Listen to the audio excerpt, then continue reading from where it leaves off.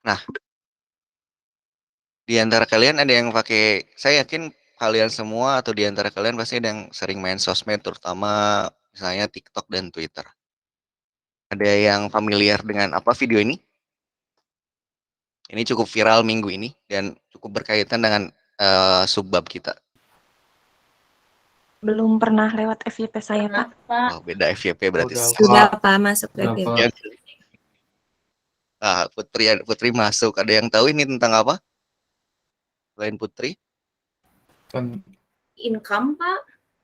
Oh iya, betul. Berarti banyak yang FYP-nya sama kayak saya ya berarti ya.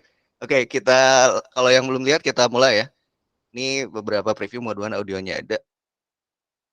Ini namanya siapa? Christina. Gwen. Juliana Parmadi, panggilnya Jule. Sekarang umur berapa? 36. Aku 36. 33. Boleh spill nggak income per bulannya berapa? 1 miliar? 1 miliaran. 1,1. 1,1 juta? Miliar. Miliar ya, oke. Di 600-an. Gila, itu kerjaannya apa, Ci, kalau boleh tahu? Di bisnis insurance. Bisnis asuransi. Bisnis asuransi lah. Pengeluarannya berapa per bulan? 300-an. Itu paling banyak di apa? Cicilan sih. Cicilan KPR rumah sama mobil.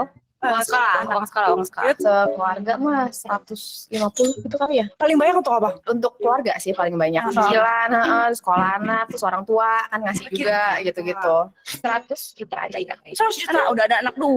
Oke. 100 juta itu untuk apa, Ci? Ya macam-macam ya untuk biaya hidup hari-hari, pendidikan anak, Sekolah ya? sekolah ya mahal kan ya. Mahal ya? Mahal. Berapa sih setiap bulan SPP-nya? Kalau misalnya anaknya masih TK aja, itu kan bayarnya kan per 3 bulan ya, sekitar 21 ya, uang pangkal gitu kan, belum nanti uang-uang yang lain-lain. Paling gede di anak ya? Iya, dan Belanja. belanja. Oke.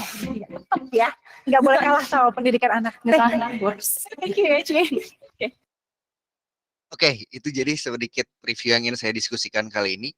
Saya mau tanya dulu ke Amalia sama Putri deh. Ketika Amalia sama Putri melihat ini, apa yang dipikirin Amalia sama Putri? Apakah tanggapannya seperti apa? Yang pertama kali lihat tuh waktu itu. Atau sampai sekarang apa yang dibikin? Apakah udah riset sendiri atau oh ya udah lewat efeknya cuk tahu aja gitu. Enggak sih Pak, jadi kayak kaget, excited juga ya, income-nya umur segitu udah sampai 1,1 M juga gitu dari asuransi.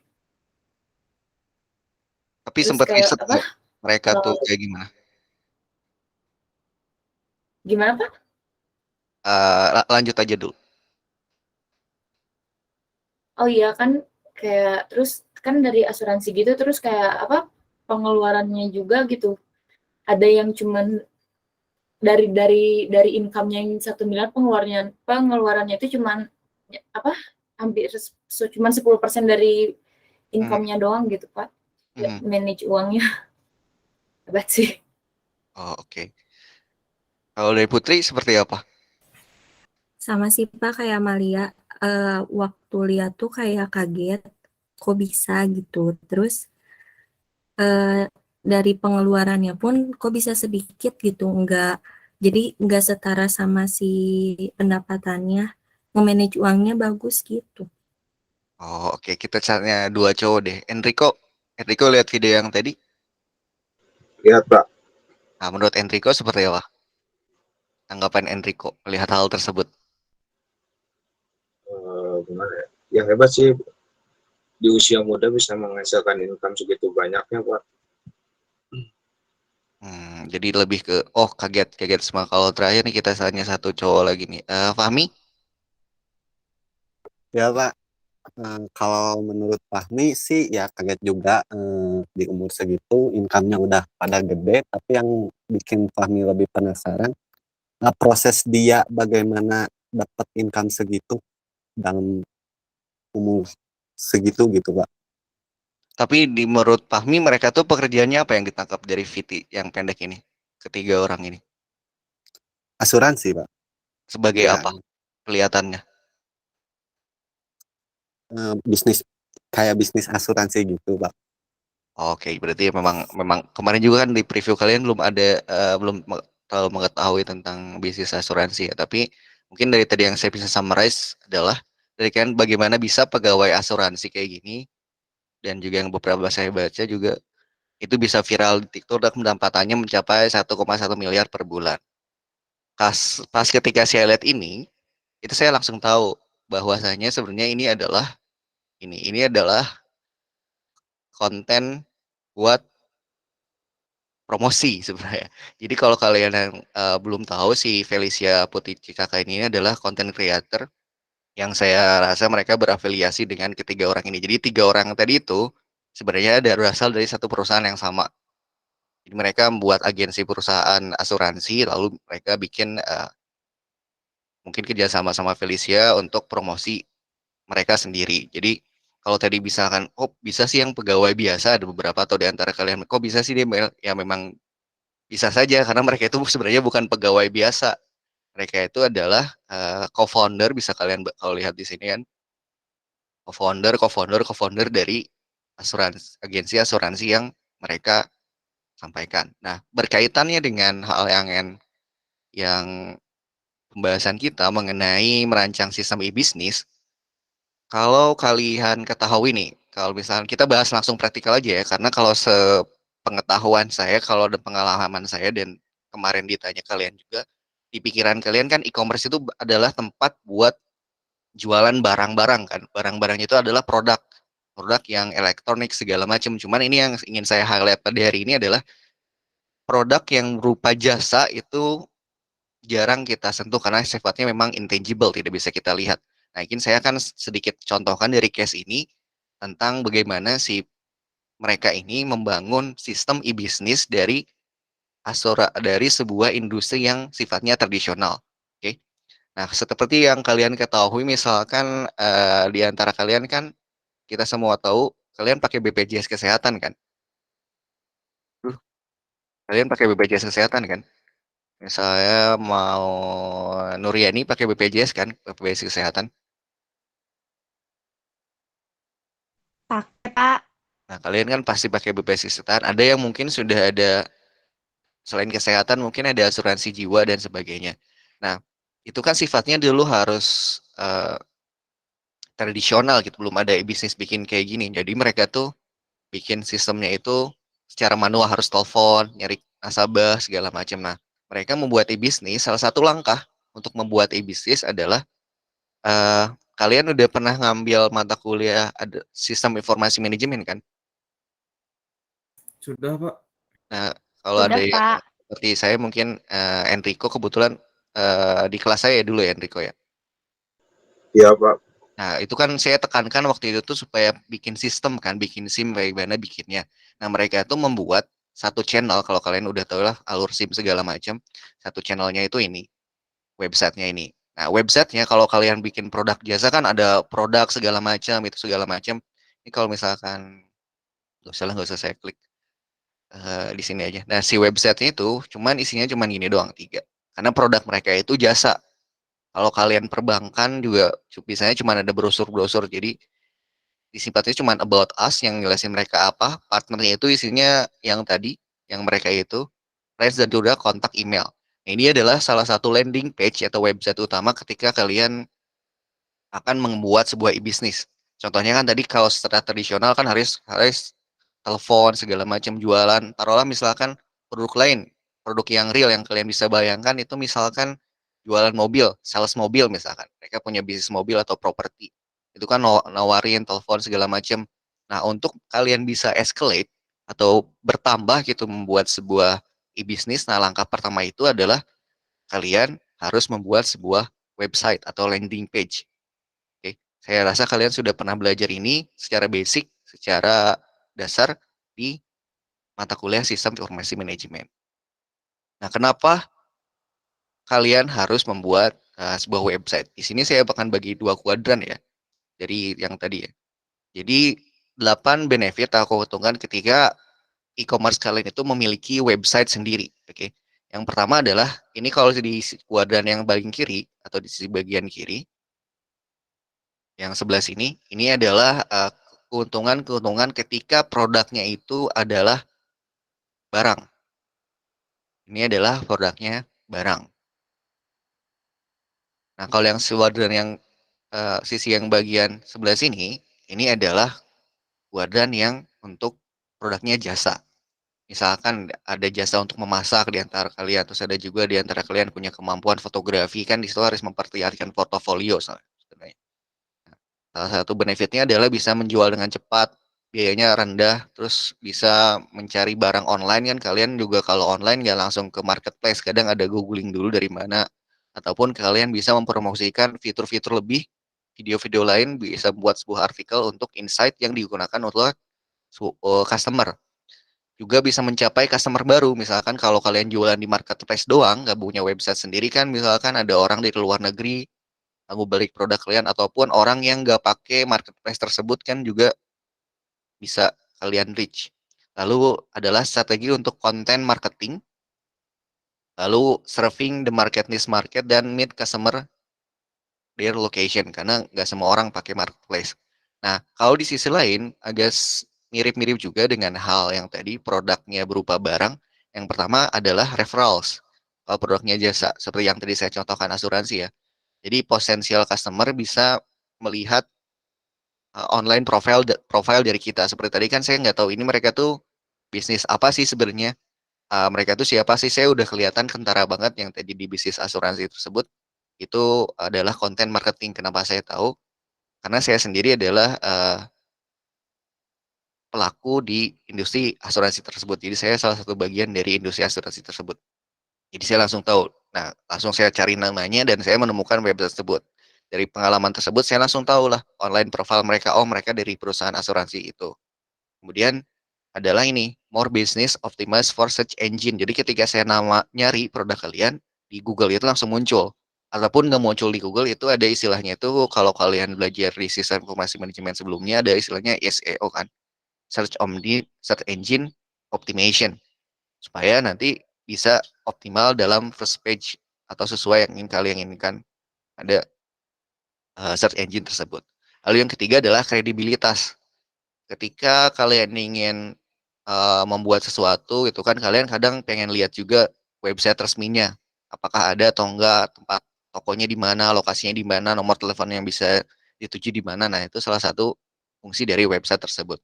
Lalu yang keempat adalah advertising untuk mempromosikan bisnis seperti tadi misalkan bekerja sama dengan pihak ketiga dengan content creator supaya bisa melakukan advertising atau perdagangan sesuai dengan klausal-klausal yang diinginkan. Oke. Nah, jadi dapat saya simpulkan ya. Jadi e-bisnis ini atau electronic business itu bukan bukan hanya meletakkan sebuah halaman web atau nampang doang gitu. Jadi atau hanya sebuah memungkinkan bikin suatu aplikasi ya udah bikin di marketplace, bukan. Menggunakan teknologi untuk kuncinya ini adalah redefining bisnis atau memaksimalkan nilai-nilai yang pelanggan inginkan. Mencari cara-cara baru pelanggan inginkan. Kalau tadi saya contoh asuransi yang tadi, kan dulu kalau kalian cari kan BPJS diam-diam aja misalkan, ataupun asuransi lain diam-diam terkait. Kadang orang bikin profile misalkan di sosial media mereka atau bikin iklan, bahkan misalkan di iklan-iklan kalian bisa untuk asuransi segala macam, ada segala macam. Nah, itu untuk cara-cara membuat bisnis asuransi. Salah satunya adalah mereka buat satu page seperti yang tadi saya sampaikan.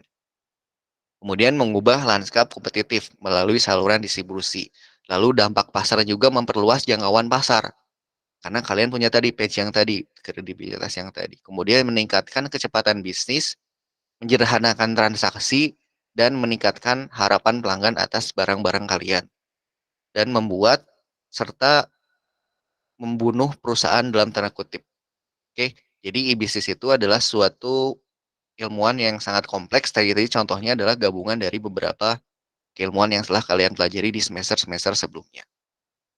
Nah, pada dasarnya ada hal-hal yang ingin dicapai kalau di materi atau di buku yang telah kalian miliki. Persyaratan baru pada e-bisnis itu simpel sebenarnya. Ketika bisnis tradisional pada umumnya ingin beralih pada e-bisnis, hal yang harus diperhatikan adalah fleksibilitas, responsif, cepat, serta berfokus pada pelanggan, inovatif, inventif, kolaboratif, self-service, dan sifatnya itu harus global. Maka sistem yang digunakan itu harus terintegrasi, handal, kokoh, responsif, dan sesuai dengan yang diinginkan pada persyaratan baru e-bisnis. Nah, berkaitan dengan hal ini, sebenarnya teori ini sempat sudah pernah kalian ketahui sih. Saya yakin udah pernah sekalian pelajari tentang persyaratan-persyaratan atau hal-hal yang perlu dipenuhi ketika kalian ingin beralih pada e-bisnis. Nah, kalian pernah lihat diagram ini? Ini adalah mata kuliah SIM sebenarnya. Jadi sebenarnya kalian udah pernah membahas tentang e-bisnis ini. Kalau misalkan di SIM sebenarnya kalian pernah bahas. Jadi e-bisnis itu adalah perpanjangan dari ini. Nanti saya coba liatin grafiknya deh. Kalau kalian belum di mata kuliah SIM yang kalian pelajari. Jadi decision super e-bisnis itu sebenarnya adalah kita melakukan kegiatan ini, decision super system pada pembangunan suatu sistem. Di mana pada kegiatan e-bisnis itu ada kegiatan hal ini termasuk pada pengumpulan data, lalu pembuatan sistem komputer, lalu hasilnya adalah information report berupa adanya personel, accounting, production, marketing, distribution, dan area-area lain yang memutuskan apakah nanti kalian akan melakukan penjualannya seperti apa, lalu berapa barang yang terjual, itu salah satu decision support system pada e-business. Nah, strategic plan-nya sebenarnya kalau misalkan, karena saya anggap kalian sudah belajar dan mengetahui tentang sistem informasi manajemen ya, karena itu maksudnya ini ada, nah uh, ini adalah strategic plan untuk strategic plan provide a guiding light. Jadi bisnis, okay, bisnis secara umum, baik itu yang tradisional yang bentuknya belum elektrik dan teknologi ini IT ini adalah memiliki satu tujuan yang sama. Asalnya seperti itu. Kalian udah ada yang belajar ini di semester 3, ada yang semester 5 mengenai teknologi IT atau SIM secara umum. Nah, ini sekarang akan saya escalate atau akan saya gunakan pengetahuan kalian pada SIM untuk nanti pada akhirnya kalian bisa membuat sebuah profile buat kalian sendiri. Misalkan kalian bisa buat blog atau website sendiri sebagai portofolio kalian nanti, ataupun kalian yang punya dagangan atau usaha bisa saya setidaknya bisa nambah pengetahuan dikit untuk beralih pada e-bisnis yang lebih kredibel bisa. Nah, subject plan-nya seperti ya. Jadi kita akan lebih banyak membahas mengenai teknologi IT. Pada dalam hal ini adalah mata kuliah yang pernah kalian pelajari pada sistem informasi manajemen, dan kita akan beralih membahas mengenai bisnis yang tujuannya adalah pengembangan untuk e-bisnis. Oke. Nah, lantas dari pengetahuan yang telah kalian pelajari pada mata kuliah tersebut, ada metodologi perencanaan e-bisnis yang secara umum kalau kalian mempunyai bukunya yang saya sarankan kemarin, nah ini adalah metodologi perencanaan e-bisnis. Dimulai dari yang nomor 1 ini di sini adalah memulai. Nah, langkah memulai yang tadi saya sampaikan di awal adalah dengan beberapa hal seperti yang kita lakukan tadi di awal sebenarnya. Kemudian ada di diagnose, develop, define, determine, hingga terakhirnya pada execution. Kita bahas satu-satu ya. Nah, pada tahap pertama adalah begin. Jadi mulai untuk mendapatkan dukungan manajemen eksekutif atau sponsor bisnis yang kalian miliki. Tapi pada case ini adalah yang pertama adalah mengidentifikasi tujuan bisnis untuk menyelesaikan rencana e-bisnis dan inisiatif. Kemudian mengidentifikasi tim. Nah, ini yang tadi saya contohkan ke kalian tuh. Mengidentifikasi tim dari individu-individu yang akan terlibat. Kemudian garis besar proses perencanaan yang akan digunakan dan mengembangkan rencana komunikasi hingga akhirnya mengumpulkan proyek kepada organisasi. Di yang tadi saya berikan ke kalian, ini saya beneran mau kasih contoh use case nyata ya dari salah satu pekerjaan saya di kalian. Ketika saya baru membuat tim yang baru, kan kalian harus observasi kan. Si tim kalian itu orangnya seperti apa sih, ngomongnya enaknya kayak seperti apa sih. Belum lagi harus ribet, introvert, extrovert, enak diajak ngobrol segala macam. Setuju nggak? Kayak gitu kan. Nah, untuk mengidentifikasi tim, salah satu cara saya itu kayak tadi, ini isi tes ini, itu kadang akurat, kadang juga tidak kan. Tapi dengan kalian mengetahui tim kalian, seperti tadi, oh dia enaknya kalau diajak diskusi itu ternyata nggak bisa, misalkan saya tipenya auditori, ngomong gitu terus. Tapi dia ternyata harus visual, kan nggak akan nyambung, dia nggak akan nangkep hal-hal yang saya inginkan gitu kan.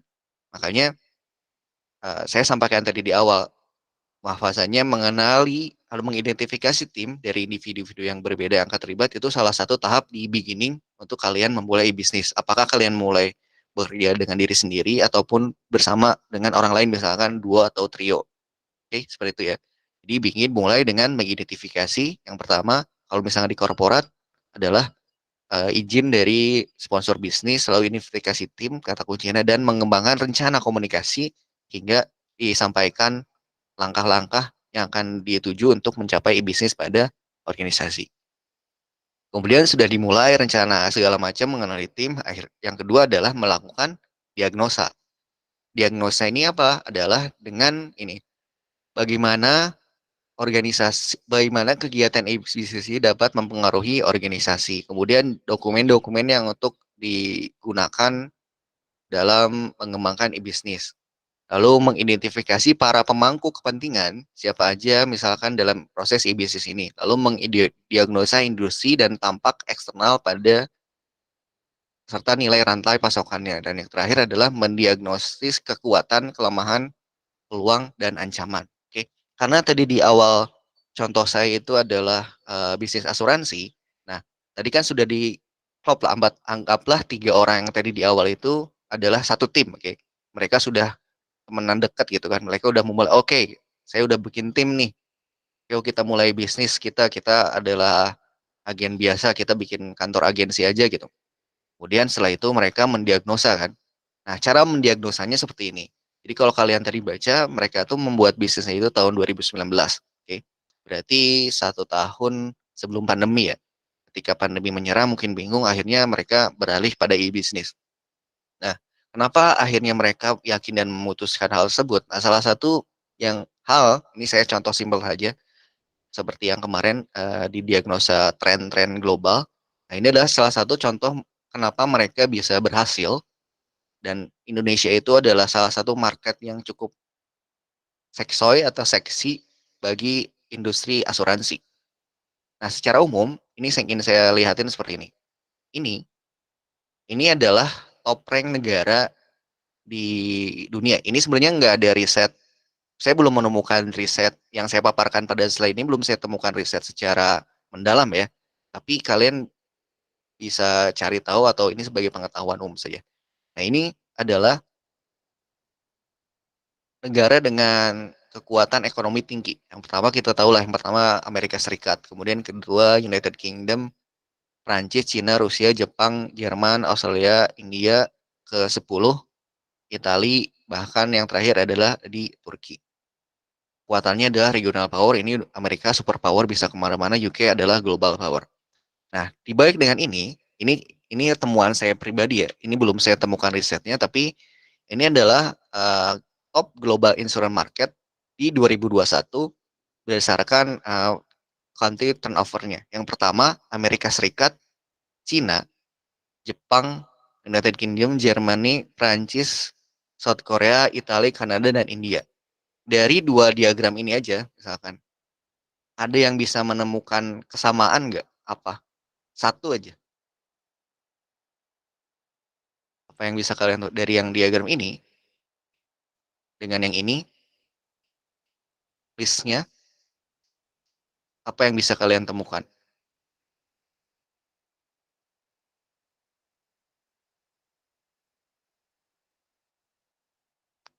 Amerika ke-1, Pak. Betul, Amerika ke-1. Kesamaan-kesamaannya. Oke. Reksi menemukan apa lagi selain itu? Itu betul. Iya, sebelum Pak. Tuh, ini jadi kayak main game cocok-cocokan gambar ya. Aulia menemukan apa? Secara general apa yang ditemukan? Yang kiri itu list top global, yang kanan itu top insurance.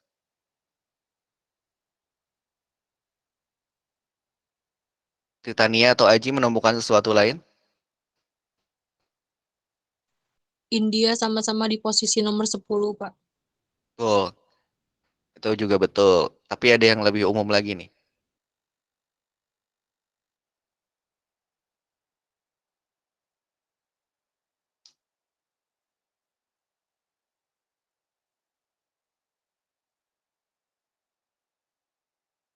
Johannes mungkin?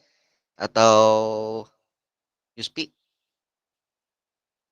Menemukan sesuatu lain?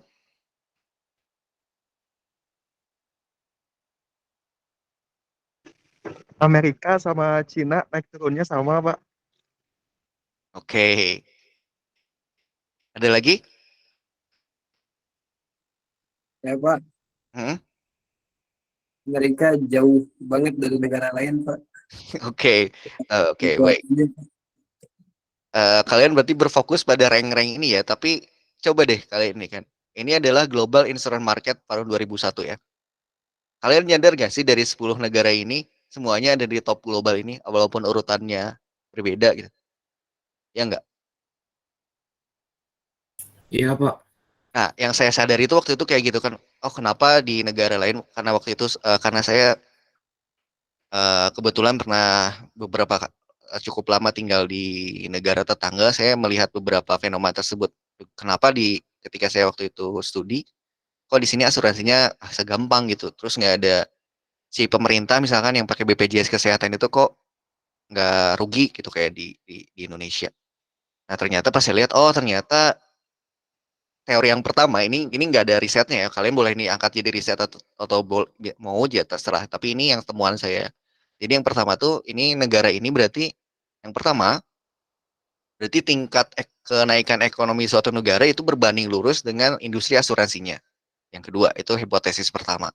Hipotesis yang kedua berarti eh, tingkat ke industri asuransi ini bisa jadi tolak ukur bahwa si negara itu maju atau enggak. Sementara Indonesia ini adalah industri asuransi ini masih di bawah. Itu dua hipotesis saya yang kedua. Kedua hipotesis ini mungkin temuan saya atau temuan orang lain. Makanya ketika kalian tahu misalkan kalau nanti kalian cari lebih tahu misalkan di Felicia Caka itu dia punya usaha namanya Ternak Uang kalau tidak salah. Nah ini sebut juga Bank DBS buat potensi resesi global tak berpengaruh ke bisnis asuransi. Kenapa? Karena mungkin orang walaupun mau resesi atau enggak, kalian tetap butuh asuransi kesehatan. Kalian butuh ada orang pihak ketiga yang mau bayarin segala macam ataupun kalian tetap butuh asuransi jiwa. Berarti walaupun resesi segala macam, si top 10 negara ini masih sama. Si industri global ini masih sama. Tapi ini hipotesis ketiga saya adalah uh, bisnis asuransi itu baliknya adalah ke bisnis industri keuangan. Berarti ya wajar ya kenapa negara dengan global power atau ekonomi baik, industri asuransinya baik. Berarti literasi asuransi secara umum atau keuangan secara umum juga udah tahu bahwasanya semua orang di negara tersebut barangkali sudah punya kewajiban ataupun sudah punya asuransi masing-masing. Ini hipotesis saya. Nah, berkaitan dengan diagnos ini, makanya ketika pandemi itu datang, contoh kemarin ada pandemi, si dia bisnis asuransi nggak bergeming karena orang kan ada pengaruh resesi ya itu kan. Terus juga ini adalah salah satu diagnos untuk bagaimana si lingkungan itu bisa ada perbaikan, maksudnya mendiagnosa kekuatan dari lingkungan dan bisnis kita secara umum. Nah makanya saya pribadi sebagai yang bekerja di industri asuransi, maksudnya dan juga melihat fenomena tadi orang tadi, beberapa yang bikin konten secara kurang baik menurut saya seperti itu, tapi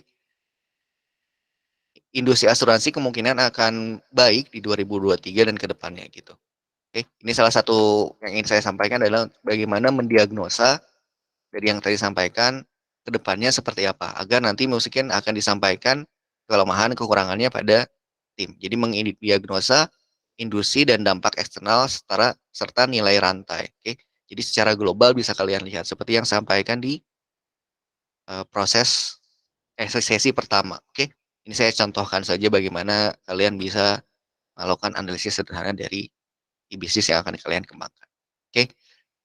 Nah, selanjutnya ini adalah ketiga adalah develop. Jadi develop ini adalah mengembangkan proposisi nilai serta nilai pengiriman dari posisi bisnis kalian. Lalu mengembangkan strategi bisnis dan metrik untuk mengukur keberhasilan dari suatu strategi. Dan yang keempat adalah define atau tentukan peluang tertentu serta kompetitif situasi dan tentukan prioritas. Maka dari kita bisa lihat ya, develop dan define itu adalah kepanjangan dari yang ini untuk diagnos. Nah, makanya pada fokus kedua ini, pada diagnosa ini adalah salah satu hal yang krusial dilakukan karena ini berkaitan dengan 2 kegiatan, yaitu kegiatan development dan juga kegiatan divine untuk menentukan prioritas, tujuannya mau gimana sih dalam bisnis yang tadi, kalau contoh saya tadi bisnis asuransi.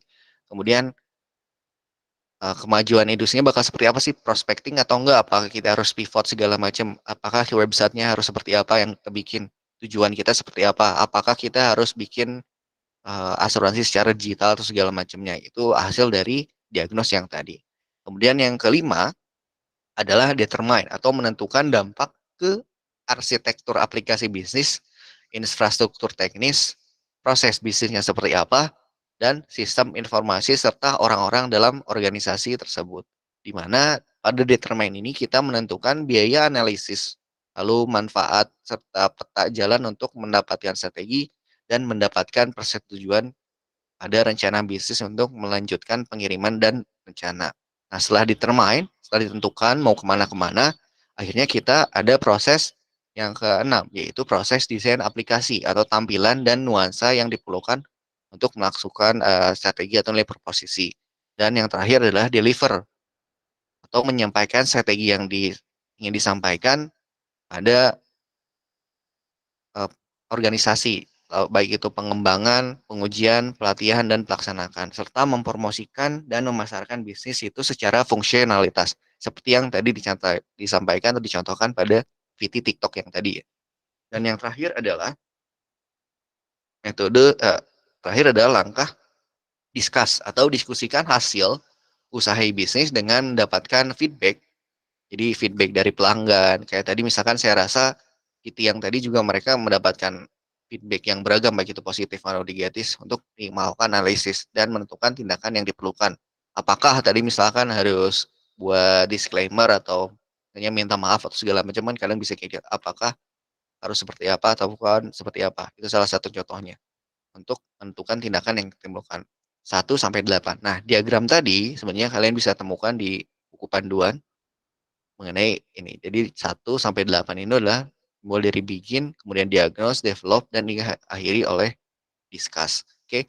Jadi secara umum e-commerce ini adalah ataupun electronic commerce ini adalah produk yang atau kegiatannya itu bisa menjual barang ataupun jasa gitu. Seperti halnya tadi contohnya asuransi tadi. Ataupun kalau kalian yang belum tahu misalkan ada menjual jasa skill, soft skill sekalian, misalkan di Upwork itu dia menjual jasa mengetik ataupun mencari desainer, kan itu salah satu e-commerce. Upwork itu perusahaan e-commerce yang menjual jasa-jasa. Kemudian buat portofolio gitu, jasa fotografi, berarti kalian dalam satu website kalian ingin buat itu adalah buat portofolio berupa gambar-gambar kalian. Lalu misalkan wedding organizer, perlihatkan bagaimana kalian mengolah atau video-videonya. Nah, itu bisa disampaikan dalam suatu e-business.